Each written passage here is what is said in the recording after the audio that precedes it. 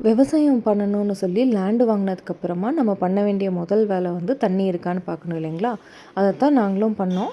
First traditional வேல வந்து பண்ணோம். தேங்காய், சாவி, தண்ணி எல்லாம் வச்சு பார்த்தாரு. அவர் ஒரு பாயிண்ட் சொன்னார்.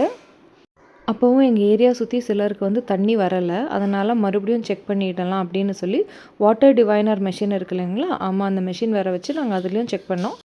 ட்ரெடிஷ்னலாக பார்க்குறவர் வந்து ₹1500 வாங்கினாருங்க. வாட்டர் டிவைனர் மெஷின் வச்சுக்கிறவர் வந்து 2000க்கு வாங்கினாரு.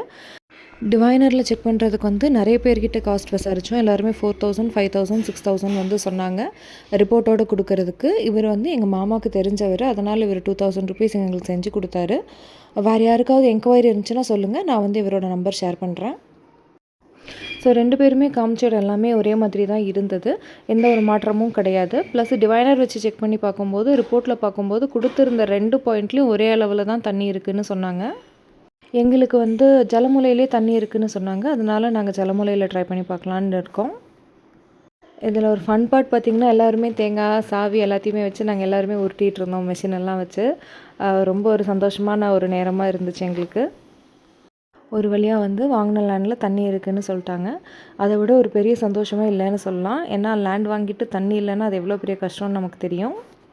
அடுத்து வந்து போர் போடுறது தாங்க. போர் போடும்போது நான் வந்து அதோட கொட்டேஷன் என்னாச்சு ஏதுங்கிறத நெக்ஸ்ட் வீடியோவில் அப்லோட் பண்ணுறேன்.